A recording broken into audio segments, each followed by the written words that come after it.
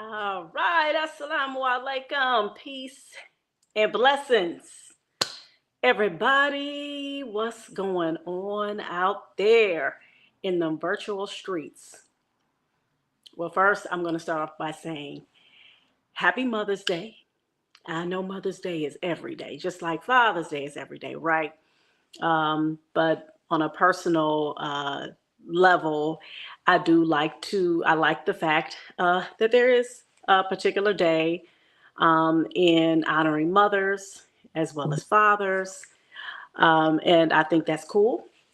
And so that's why I said, hey, I'm going to say Happy Mother's Day out there to all the wonderful mothers and mother figures, because there are mothers out there. There are mother figures out there, right? So whether somebody, they are a bonus mother to their children, or you have some women out there who do not have any children at all, but they are looked at as a mother figure. Or you have some people who have godmothers. So so all the mothers out there. And when I think of mothers, the first thing that comes to my mind is sacrifice.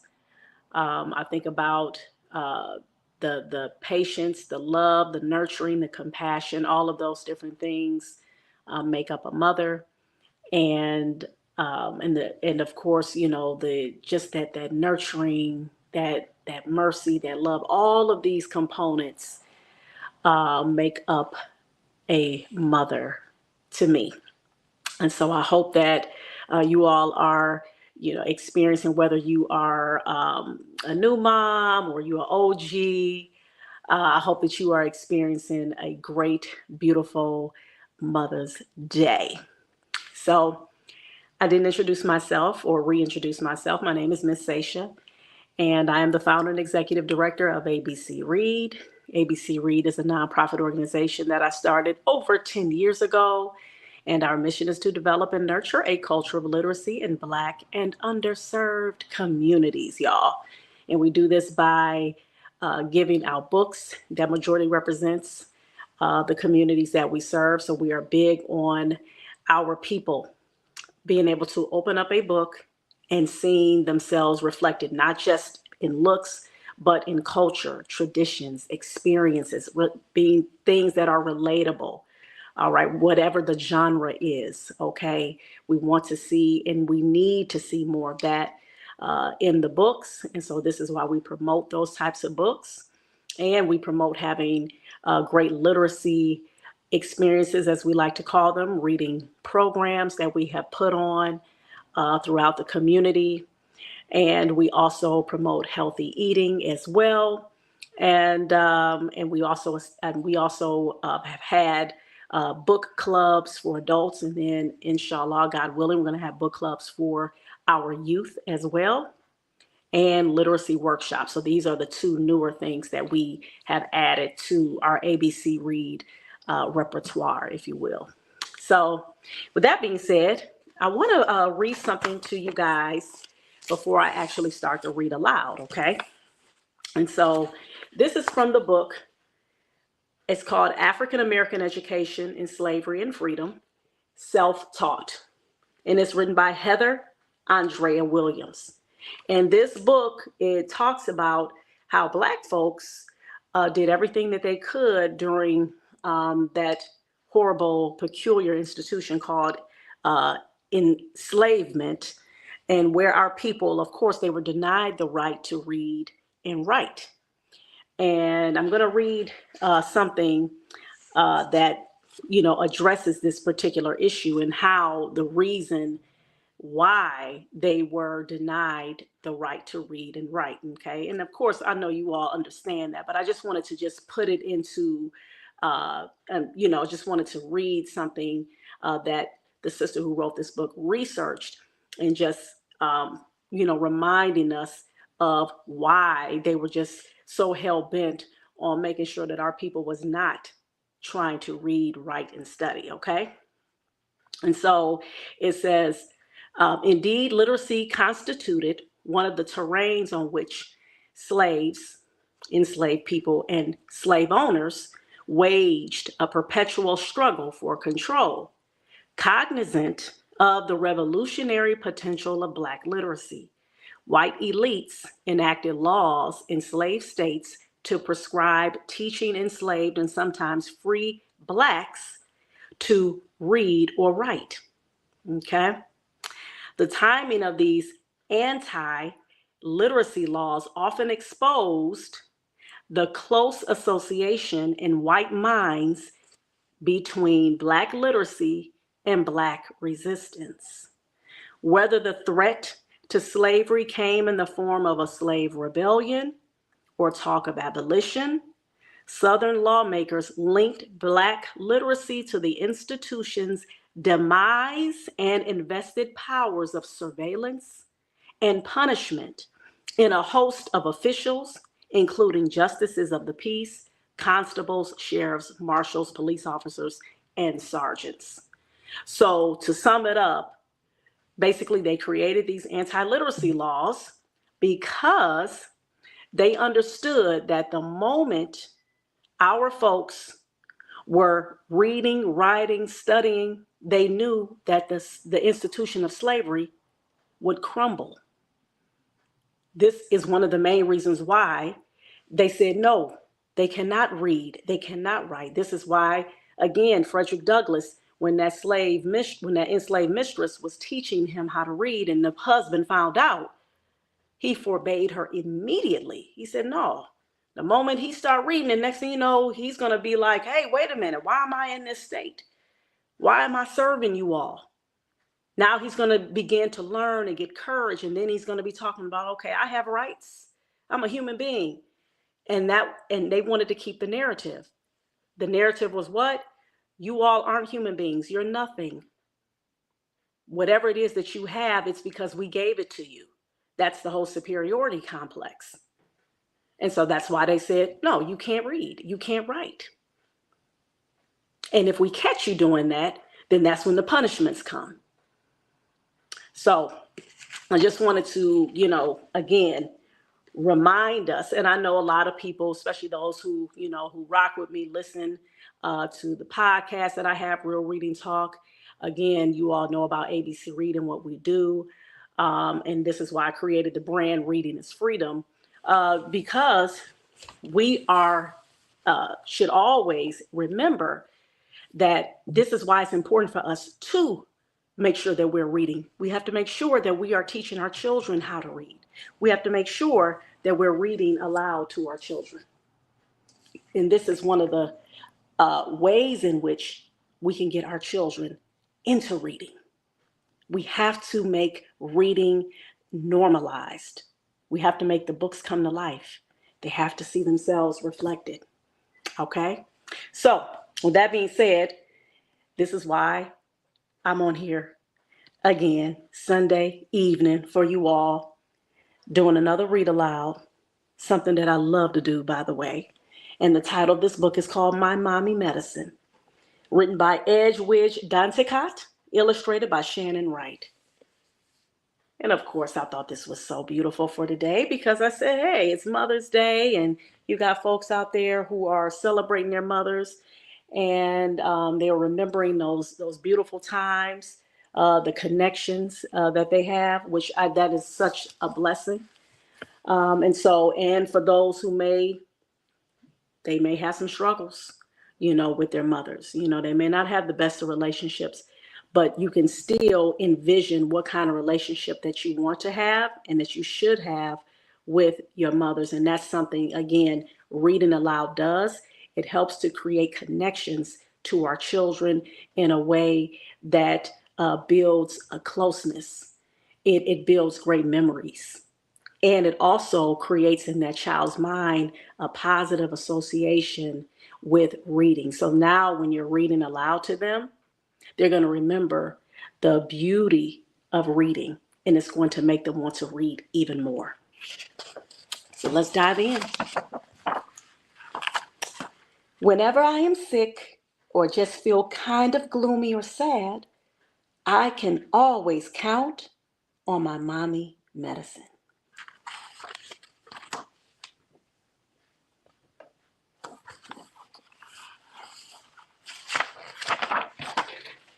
Sometimes it's a kiss so loud, it reminds me of a French horn at Mardi Gras.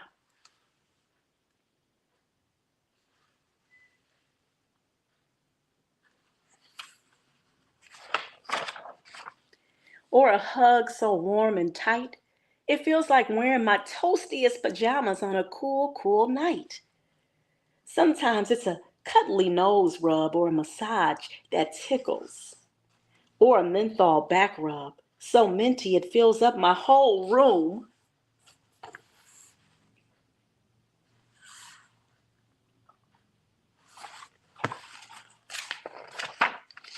Sometimes it's a fruity popsicles, kiwi, watermelon, or just plain old vanilla ice cream will do. Sometimes it's tea, ginger, cinnamon, or peppermint, or even better, hot chocolate, full of misty, foamy milk that looks like clouds or angel wings. Or soup, pea, chicken, or squash. I love squash. It's like sunshine in a bowl.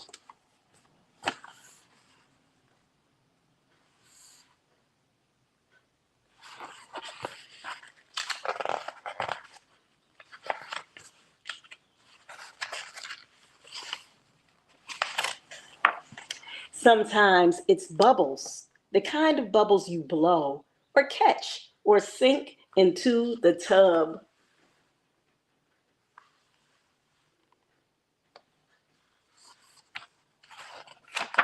Sometimes it's a card game, Uno or Crazy Eights, or maybe chess or dominoes.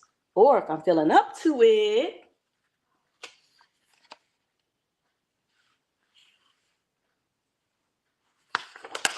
a piggyback ride, or an indoor horseshoe toss.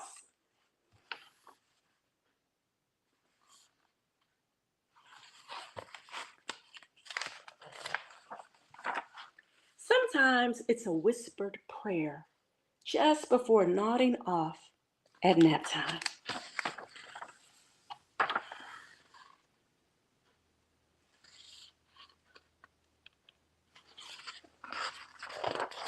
And sometimes it's a song at bedtime when Brother John is sleeping and the itsy bitsy spider is climbing up a water sprout and little stars are twinkling and I'm Mommy's sunshine and she is mine.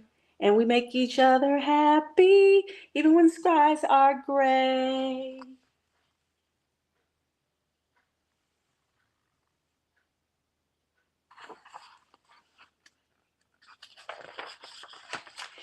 Sometimes it's a silly dance we made up ourselves, a dance that works even if you have to stay in bed.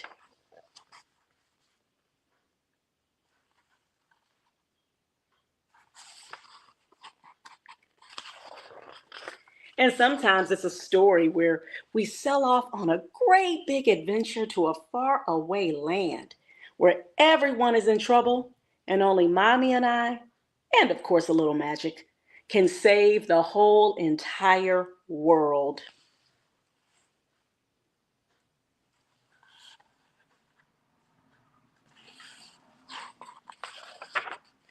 Or we watch a favorite movie that makes us laugh and laugh and laugh and makes us cry a little too.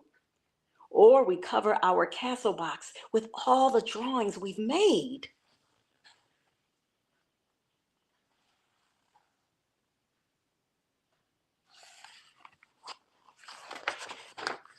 And sometimes it's just plain old sitting up, mommy and me propped up against my favorite pillow while watching my ceilings glow in the dark, stars flicker, making our own sky.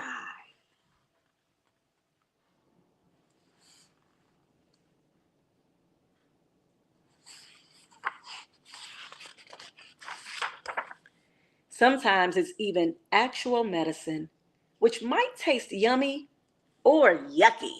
Ugh.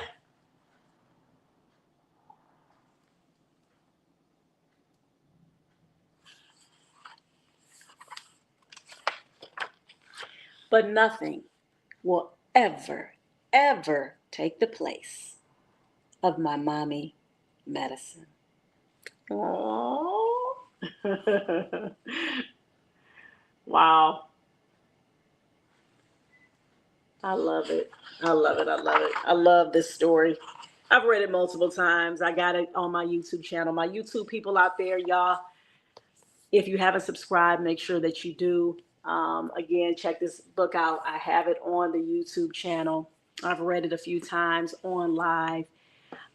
So again, like I said, I decided to read this book today because, folks are celebrating Mother's Day, and I wanted to give a tribute out there to those mothers who are working hard, doing the best they can to heal from, their own trauma, their different things that they've had to deal with while raising their own children.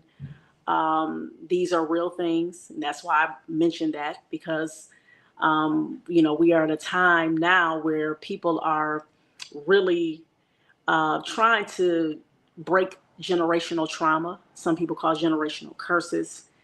A lot of maladaptive, toxic behaviors that we've passed along as Black culture, whether it's in the Black community or, our brown community as well, our underserved communities.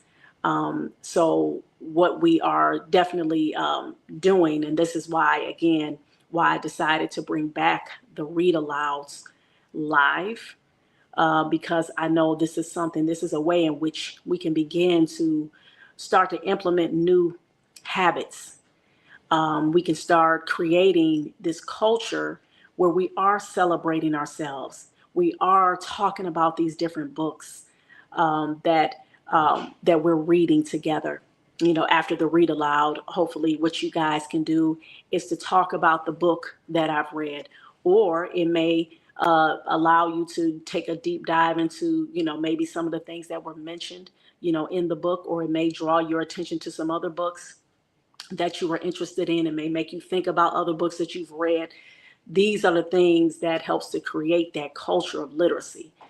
And this is what one of our intentions of ABC Read. This is what we've been doing for over 10 years. This is why, again, we have the read alouds, we have the programs, we given the books. We're doing all of this because we know this is the ways in which we start bringing our people back into the things that matter.